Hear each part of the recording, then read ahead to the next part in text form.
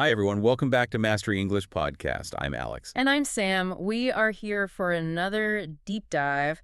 And today we're tackling a really big one. I mean, it's one of the biggest questions out there. How do we actually change our lives? It really is.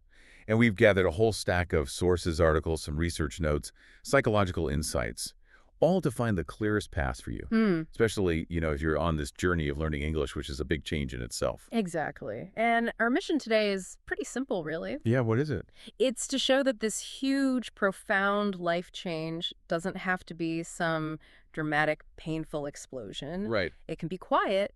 It can be a series of tiny, repeated daily upgrades. I love that phrase, daily upgrades. And I think we all get that feeling of being on autopilot. Oh, totally. You're running through the morning coffee, check the phone, get ready, and you're not really choosing to be there. You're Yeah. just doing it. It's like zombie mode. I know that feeling so well. You're physically there, but your mind is just running on a very old, very tired script. Yes. And this morning, I actually tried to, consciously hit the off switch on that autopilot. Oh, yeah. How'd that go? Well, for starters, I got to bed before midnight, which for me is a massive win. Okay, I'm impressed. And then instead of just grabbing my phone first thing, I took a minute, did a really small stretch, opened the window, and took maybe 3 deep breaths. That sounds like such a small thing, but a powerful one. A little micro adjustment. Did you, feel a difference right away? Instantly, it was like my brain just stopped its usual morning panic, that little stretch, that breath. It was a choice. It was like telling my brain, hey, we're not following the old script today. It's just a tiny upgrade, maybe 30 seconds. Exactly. But it shifted the whole feeling of the morning. Well, I was on the other end of the spectrum. I definitely had a bit of an argument with my alarm clock, maybe 3 times. I've been there. But I did make one small switch. Usually I grab my phone, and it's this instant hit of anxiety, right? All the notifications and emails. Mm-hmm. Today, I just played one of my favorite songs instead. Music instead of notifications. That's a beautiful swap. You're choosing what your brain gets fed first. Precisely. It felt like I was choosing the speed of my morning. Notifications are so aggressive, they just jumpstart you into the world's problems. Yeah, they do. Music felt calmer, softer. It let my brain warm up slowly, and I avoided starting the day with, 100 little worries all demanding my attention. And see, that's it right there. These small actions music instead of scrolling, a deep breath instead of a rush. Those are the tiny life upgrades. They seem so small on their own. They do, but they hold the key to the huge change we're talking about today. It's about changing your life one small step at a time. Absolutely, because we're not just talking about mornings, we're talking about everything. Why do some people seem to just completely reset their lives? New skills, new energy, while others feel like they're just walking in circles for years. That's the core question, isn't it? The big misunderstanding is that the successful person had some, a big movie moment. Right, the dramatic epiphany. But our sources all point to the same thing. Real, lasting progress in life, in learning English, it comes from the cumulative power of daily habits and a shifted mindset. The English learning journey is such a perfect analogy for that. It really is. When you start, it just feels huge, like you're trying to climb this massive mountain. Yeah. All the grammar, the strange sounds, the vocabulary. And then you realize, wait a minute, the real progress wasn't from that one time I studied for 8 hours straight. No, never. It was from showing up every day consistently and making the habits simple enough that you could actually repeat them, even when you didn't feel like it. That's when the light bulb really went off for me. Life change is exactly the same. Your life doesn't change from a single event. It changes from hundreds of tiny choices, day after day, that eventually build a whole new you. Yes, tiny decisions, repeated. So today, that's what we're going to break down. We'll use simple English, real examples, and all the insights we gathered. Sounds great. But before we get any deeper, we need a little bit of your help. That's right. If you're enjoying this deep dive, please just take a second right now to hit the like button and subscribe to the Mastering English podcast channel. It honestly helps us so much. It really does. And we want to hear from you, too. We've got a little English practice challenge. Write us a comment right now. Just say, I'm your name from your country, and one small thing I want to change in my life is. Yeah, that's a great exercise. That small act of choosing the words and building a sentence, that's real practice. Okay, let's jump in and explore why change can feel so incredibly difficult. Let's do it. Sam, let's start with that feeling, the central feeling. Why do people, even when they have clear goals, just feel completely paralyzed? Like, we know what we should do, but we just can't start. We feel stuck. That word stuck is the perfect place to start, especially for our B1 listeners. So stuck means you can't move forward. Like your shoes in deep mud. Exactly like that. You're trying, you're using energy, but the car just isn't moving. You're held in place. Change sounds amazing, but in real life, invisible ropes. I like that. They're the mental obstacles we don't always see or have a name for. So let's look at the first big one our sources talked about. And it's a classic. It is. The fear of failure. The big one. Yeah. I mean, when we define failure, it's just something that doesn't work the way you wanted it to. Simple. Yeah. But the fear around it is massive. We spend all our mental energy just imagining the disaster. The embarrassment, people laughing, or worse, just proving to yourself that you couldn't do it. Right. And this fear creates this huge mental trap because while we're so focused on what could go wrong if we try, We completely forget to think about the other side of it. we forget to calculate the cost of inaction, the pain of not trying. That's a really good point. The fear of trying is so big that we forget that if you don't apply for that new job, you definitely stay unhappy in the old one. If you don't try to speak English, you definitely won't get better. So a small failure, a grammar mistake. Maybe you try a new habit for a week and it doesn't stick. That's temporary. You can recover from that. Exactly. You learn from it. But the cost of staying paralyzed because you were scared, that's a huge opportunity lost forever. You end up with all of the regret without even getting the experience of trying. Every successful person has this secret history of small failures. They do. They just reframed it. Failure isn't the end of the road. It's just really expensive, valuable feedback. It's an instruction manual for which road not to take next time. So the question to ask yourself is the short-term pain of a small mistake worse than the long-term heavy pain of regret 5 years from now? And regret is almost always heavier. So that's the first root. The second one we feel is a lack of clear direction. Okay, so direction here means knowing where you're going, right? Like having a map on your phone that says turn left here. Exactly. Most people have these big, noble goals. I want a better life. I want to speak English fluently. But those are so blurry. They are. And blurry, for our listeners, means not clear, it's out of focus, like a photo that isn't sharp. And because the goal is blurry, the plan is impossible to see. And so people just wait. They wait for this big, perfect master plan to just appear out of nowhere. Yeah, they think, I need to have all 50 steps figured out before I can take step one. And while they're waiting, Nothing happens. nothing. It's what we call the waiting room feeling. You're just standing still, but time is moving on without you. You're collecting books, you're researching, but you're not actually doing the work. You're stuck in preparation mode forever. So, to get direction, you have to make the blurry goal sharp. Not, I want to be fluent, but something like, this week, I will listen to one 10-minute English deep dive every day, and I'll write 2 sentences about it. Now that's clear. That gives you direction. Clear goals lead to clear actions. Okay, so now let's talk about maybe the strongest rope of all. The one that lives inside your own mind. Negative self-talk. Yeah, this is a powerful one.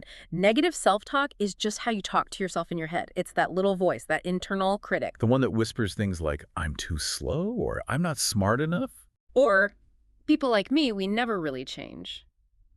It's like poison for your motivation. Why do we even have that voice? Well, it's rooted in this old survival instinct, trying to keep you safe by making you avoid risk. But now, its main effect is to just make you feel small and tired before you even start. And if you listen to that voice every single day, you start to believe it. You do, and then you get exhausted, you never start, and you give the voice the proof it was looking for. It's a really vicious cycle. Which leads right into that final trap, that last invisible rope. Waiting for motivation. This might be the biggest myth we need to bust today. People think motivation is this magic energy you need before you can begin. Right. They think they have to feel excited and ready before they take the first step. But the truth, and all our sources back this up, is the complete opposite. It is. Motivation is rarely the thing that starts you. It's the reward you get after you take a small action. First you move, then your brain gives you that little chemical reward, the motivation, to keep going. I remember this so clearly with running. I used to wait for the perfect day, the perfect feeling to start. But I only ever felt ready once I was already outside and moving. That's it exactly. You make a tiny deal with yourself. Just put on the shoes. Then, okay, just walk outside for 5 minutes. And after those 5 minutes, you feel a little bit proud, a little bit energized. And that feeling, that's the real motivation to do it again tomorrow. The same thing happens with speaking English. You can't wait to feel confident before you speak. Never works. Confidence is a result of competence. And competence only comes from the messy, imperfect act of speaking and making mistakes. Bravery has to come first. So step one in all of this is just seeing these invisible ropes. The fear, the lack of direction, that negative voice, and the trap of waiting for motivation. Once you can see them, you can start to loosen their grip. Okay, so now we know why it's so hard. Let's talk about how we actually start building that forward motion. You said it's like growing a plant, right? Daily water, daily sunlight. That's where this idea of becoming just 1% better every day comes in. And it's so powerful because it seems so small. Yeah, people usually aim for this huge 50% jump right away. And then they burn out and quit. But a tiny 1% improvement, that's sustainable. And for our B1 listeners, let's just make sure we understand this concept of things that add up. Right. It just means that lots of small things together become something really big over time. Exactly. And the numbers on this are, they're kind of amazing. If you get 1% better every single day for a year, 365 days. you don't end up 365% better because the growth compounds. You actually end up 37 times better than where you started. Whoa, 37 times better. That's incredible for something that feels so small each day. It is. The little effort you put in today is building a foundation that makes tomorrow's effort more powerful. But it works the other way, too. Oh, right. If you get just 1% worse every day, you end the year at almost 0. So these tiny actions aren't just powerful for success. They're deadly for decline. And the way we deliver this consistent 1% is through habits. The habit. A habit is just something you do again and again, almost without thinking. It's so simple, it doesn't need motivation to get started. And this connects to a really deep psychological insight. Habits don't just get things done. They slowly shape your identity. This is the key. It is. So identity is who you believe you are. It's the labels you give yourself. Most people focus on the outcome. I want to speak better. But real change happens when you focus on the identity. I am a person who speaks English daily. So the habit becomes the proof. It's evidence for your new identity. Maybe you used to say, I'm someone who's bad at grammar. That's the old identity. Right. But if you do a small action consistently, read 1 page, write 2 sentences, you start gathering evidence for a new label. After a while, your brain starts to think, I am a focused English reader, or I am a consistent learner. And once you start to believe that you are that person, it's so much easier to keep doing the habit. You're acting like yourself. This cycle is how you build real, lasting change. Action reinforces identity, and identity reinforces action. So let's give our listeners some actual tiny steps for their toolkit. The goal is consistency, not intensity. Okay, what have you got? All right. Tiny habits. So small you can't fail. Number 1, read 1 page of an English book every night. Just 1. If you want to read more, great. But the rule is only 1 page. I like that. Low pressure. Number 2, write 2 sentences about your day in English. That's it. Short and sweet. And number 3 is habit stacking. Oh, I love habit stacking. Listen to the Mastering English podcast while you cook or clean or walk. You're just attaching a new habit to something you already do automatically. That's so smart because you're not trying to find new time in your day, which is impossible. Exactly. And finally, the mindset habit. You have to actively catch yourself when you say something negative. Change, I'm bad at English, to I'm learning English and I'm improving. That tiny switch tells your brain which identity to build. So the message is, stop trying to make these massive jumps. Just focus on tiny actions done over and over that secretly build a huge change because they're changing who you see yourself to be. That's it. But we need to go even deeper into that idea of mindset. We called it the steering wheel of change. And if your mindset is fixed, even the best habits will fail eventually. Okay, so mindset is basically the collection of beliefs you have about your own abilities, your own potential. Yeah. It's the style of that voice inside your head, and we have to make sure that voice is on our team. Right. And we can basically split it into 2 types. There's the fixed mindset, which says, this is just who I am, I can't change. And then there's the growth mindset, which says, I can improve, mistakes are just part of learning. And what's amazing is that the science shows our brain actively tries to support whichever mindset we choose. Which brings us to the brain's incredible internal filter system. The filter system. Okay, break that down for us. Well, the scientific name is the reticular activating system, or RAS. You don't need to remember the name, just its job. Think of the RAS as your brain's personal security guard. A security guard. Why does my brain need a security guard? For survival. Mm. Your brain is getting millions of pieces of information every second. It can't process all of it, so it has to filter out 99% of the noise and only show you what's important for your survival or your current focus. Okay, so how does that connect to learning English? It means the RAS is always asking, what's important to me right now? So if your fixed mindset is constantly saying, I am a terrible speaker, the RAS hears that instruction. Oh, no. And it filters your reality to show you only the evidence that proves that belief. It points out every mistake, every time you felt awkward. So you literally stop seeing your small wins because the filter is telling your brain to ignore them. Correct. But if you install the growth mindset, if you consciously tell yourself, I'm improving, I'm finding new chances to speak, the RAS shifts its focus. It starts highlighting every time you use a new word correctly, every sentence you understand in a movie. It looks for progress. So that's what reprogramming your mind really means. You're giving the security guard new instructions on what to look for. You're training your brain to see opportunities, not just problems. And we have 3 simple, practical tools to do this. Think of them as exercises for your mental fitness. Okay, tool number 1. Affirmations.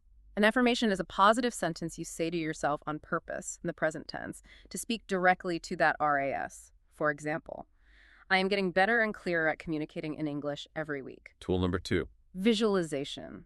This is focused mental rehearsal. You close your eyes and you actually imagine yourself succeeding at something in the future. Like imagining yourself speaking calmly and clearly in a job interview in English. Exactly. It reduces anxiety because you've already lived that success in your mind. And tool Right. number 3, gratitude. Gratitude is the conscious act of feeling thankful. Even on a really hard day, the practice is just to find one small, good thing. A warm cup of coffee, a kind message from a friend. Gratitude forces the RAS to find evidence of goodness. It shifts your focus away from the huge mountain of problems. So the goal with all of these is to turn that inner critic into an inner coach. Okay, so we've talked about the inner critic, but there's another huge enemy of action, isn't there? There is perfectionism. Right. Perfection means 100% flawless, no mistakes. And perfectionism is the enemy of action because it demands certainty before you move. People wait for the perfect time, the perfect skills, the perfect plan. It's a form of procrastination, but it feels productive because you're preparing. That's it. You say, I can't speak English until my pronunciation is perfect, or I can't start my project until I feel totally confident. But the truth is, confidence comes after you do the thing. It's like standing at the edge of a swimming pool waiting to feel comfortable before you jump in. You only get comfortable after you're in the water. The start is always awkward. It's always messy. But that imperfect start is 1,000 times better than the perfect plan that you never actually use. I remember when you started recording your own voice notes, Alex, you spent hours trying to get one perfect 5-minute recording. I did. I deleted so many of them. Yeah. I was chasing this impossible standard. And what happened when you finally posted one? I just decided, you know what? This is good enough. And when I posted it, nothing bad happened. I learned that choosing progress over perfection was the real act of courage. And that's the whole idea right there. A messy start is better than a perfect one day, because one day sometimes means never. If you're listening and waiting, this is your sign. Start now. Start imperfectly. But what about when you slip up? Let's say I set habit to read 1 page a day. I do it for 4 days, but then I miss 3 days in a row. How do I get back on track? That is a critical moment. It's a test of your mindset. The fixed mindset says, see, you failed. You're a quitter. Just stop. The growth mindset says, okay, you missed a few days. Failure is an event, not an identity. The key is how quickly you recover. So what's the next action? You do not try to read 4 pages to make up for the missed days. That's a punishment. You simply restart the original tiny habit immediately. You read 1 page today. That quick recovery is how you build momentum. Momentum, that's the reward for that messy start. And momentum is that moving energy that makes it easier to keep going once you've started. It's the opposite of being stuck. Think about pushing a heavy car. The very first push is the hardest. That's your messy, imperfect start. But once the car is rolling, you need way less effort to keep it moving. That feeling, that forward motion, that's momentum. So your small, win-sending, 1 short email in English, reading 1 paragraph, those are the little pushes that create that powerful forward energy. Exactly. You don't need a huge success to get started. You just need enough movement to overcome being still. Okay, Alex, we've covered all the internal work. The mindset, habits, fighting perfectionism. Yeah. But to make change last, we have to talk about the external world, your environment. Right. The environment is everything around you. Your physical space, what you watch and read, and maybe most importantly, the people you spend your time with. This brings us to that famous idea that you are the average of the 5 people you spend the most time with. And this is so true for your energy and your mindset. If your 5 closest people are always complaining, always saying things are impossible, If they have a really strong fixed mindset, it is incredibly difficult for you to maintain a growth mindset. Their energy becomes contagious, it just pulls you down. but on the other hand, if your 5 people are active learners, if they're trying new things and they're okay with being messy and imperfect, Their bravery becomes your bravery. Their momentum becomes your momentum. so this doesn't mean you have to, end all your friendships tomorrow. No, of course not. But it does mean you can consciously choose to add more positive influence. Find a study group. Follow people online who inspire you. Which leads right into the second part of your environment, your information diet. This is such a great analogy. Just like food, the information you consume can be healthy or it can be junk. Healthy brain food would be things that inform you, motivate you, or lift you up, like, educational deep dives, good books, inspiring stories. And junk food. That's the endless scrolling through bad news, the drama, the angry comment sections online. They give you a quick hit of distraction. But they have zero nutritional value. They just drain your energy. Exactly. To drain your energy means they take your focus and your mental strength away, leaving you feeling tired or empty or angry. And if you spend an hour reading angry comments online, you've just used up all the emotional energy you needed to practice your English sentences. It's a silent killer of ambition. That energy is so precious. So the advice here is to do a little information detox. Set some boundaries. Limit the news. Try putting your phone away for the first hour of the day. You have to protect your mental space. I found this was so important when I was learning English. I felt really alone until I found a small online group of other learners. And that new environment changed things. Completely. The group didn't make English easy, but it made quitting feel a lot harder. We held each other accountable. So a final check-in for everyone listening. Ask yourself, who are my 5 people right now? And what am I feeding my brain? If your environment is fighting against your growth, you need to make some small strategic shifts to support that new identity you're building. Okay, Sam, we have used some really important vocabulary today. I think it's essential for our B1 listeners to really get these words. So let's take a calm, slow moment for our word tour, just to make sure these concepts really stick. Absolutely. Understanding these words helps you talk about the process of change itself, which is a powerful skill. So let's start with that feeling we began with, being stuck. Stuck. It means you can't move forward, like there's heavy glue on your feet. A good example sentence would be, I feel stuck in my routine. I need to find new ways to use my time. Perfect. Next up, the main obstacle we discussed, fear of failure. So failure is when something doesn't succeed. But the fear of failure is the emotion that stops you from even trying. For example, my fear of failure kept me silent in the meeting, but I should have spoken up. And the solution to that is finding direction. Direction is knowing your plan, having a clear map. If you don't have direction, your goal is blurry. An example could be, I want to improve my life, but I don't have clear direction on the next step. Excellent. Now for that quiet internal barrier, negative self-talk. Negative self-talk is the unkind dialogue you have with yourself in your mind. A good sentence is, I'm trying to change my negative self-talk into kinder, more supportive words. Now for the engine that drives consistency, a habit. A habit is a routine you do over and over again, often without thinking. For example, listening to an English deep dive every week is now a strong habit for me. And what do those habits build? They build your identity. Identity is who you believe you are, your core idea of yourself. An example, my identity changed when I started seeing myself as a confident English learner. Let's define the steering wheel of all this. Mindset. Mindset is your basic way of thinking about your abilities and your future. A good example is, adopting a positive mindset helped me enjoy grammar more, seeing it as a puzzle to solve. And we talked about the 2 types, growth mindset and fixed mindset. Right.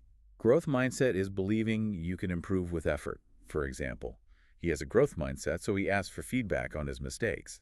And a fixed mindset is believing you can't change. For example, with a fixed mindset, she believes she would always struggle with new languages. Okay, moving to our mental tools. First, affirmation. An affirmation is a positive sentence you choose to tell yourself on purpose. For instance, I use the affirmation, I am improving every day, before starting my work. And next, visualization. Visualization is when you mentally practice something. You imagine yourself succeeding. For example, I use visualization to practice difficult conversations calmly. And the simple energy shifter, gratitude. Gratitude is just the feeling of being thankful. For example, practicing gratitude makes my small problems feel less overwhelming. Now for the reward of all that consistent action, momentum. Momentum is that forward-moving energy that makes it easier to keep going after you start. A sentence could be, my small wins gave me the momentum to try a bigger change.